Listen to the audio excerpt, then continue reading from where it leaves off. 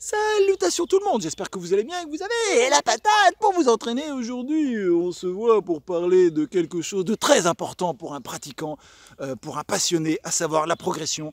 Parce que si vous faites un sport ou une activité et que vous ne progressez pas du tout, vous allez forcément arrêter, c'est évident. On a tous besoin de se sentir progresser dans les disciplines qu'on a choisies. Donc comment vous allez pouvoir progresser? La première chose, c'est d'être assidu. Il y en a beaucoup qui ne font pas attention à ce petit détail. Tiens, j'ai envie de lancer un caillou dans l'eau. Et voilà. Eh bien, il va falloir vous entraîner régulièrement, au moins 3 fois par semaine. C'est l'idéal pour progresser. L'idéal, c'est 3 fois par semaine. 2 fois, en général, on maintient ce qu'on a, la progression plus lente. 3 fois par semaine, c'est parfait. C'est beaucoup mieux que d'avoir un entraînement de 4 ou 5 heures dans la semaine. Je vous dis, c'est vraiment, si vous voulez progresser, c'est 3 entraînements par semaine, c'est l'idéal. Si vous pouvez, faites ça. La deuxième chose, qui n'est pas toujours évident en parcours, essayez de trouver un coach.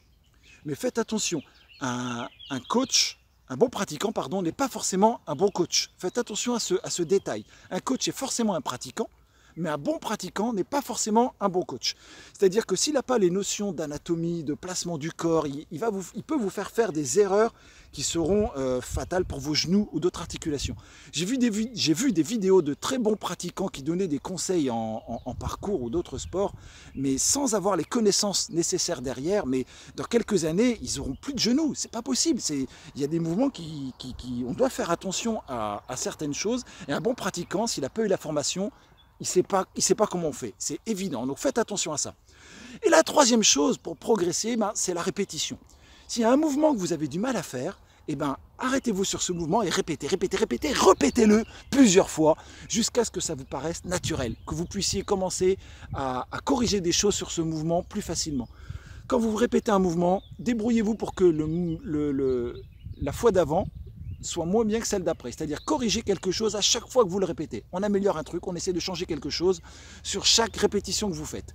Si on prend un pratiquant qui s'amuse à faire tiens, un passe-muraille par là, un saut de presse par là, un saut de chat par là, et qui s'arrête jamais sur un mouvement précis pour progresser, il ira beaucoup moins loin que celui qui consacre un cours dans la semaine où il va répéter tel enchaînement et tel mouvement pour être sûr de mieux le maîtriser. Donc si vous voulez maîtriser quelque chose et progresser, une fois par semaine, vous répétez plusieurs fois les mouvements que vous avez choisis pour progresser dedans. Et là, vous sentirez clairement la différence par rapport à avant si vous ne le faites pas. N'hésitez pas, en dernier point, à vous filmer pour voir ce que ça donne et voir si vous, par hasard, vous ne verriez pas des choses évidentes qui seraient à corriger. Ça peut aussi vous aider. Sur ce, moi je vais vous laisser. Dites-moi en commentaire si vous faisiez déjà un de ces éléments dans l'idée de progresser. C'est intéressant pour moi de voir tout ça. Je vais vous laisser en vous demandant un max de pouces bleus et surtout à vous abonner si ce n'est pas déjà fait, en espérant que ce soit déjà fait, sinon c'est inadmissible. Je vous dis à bientôt tout le monde et bouillakachar!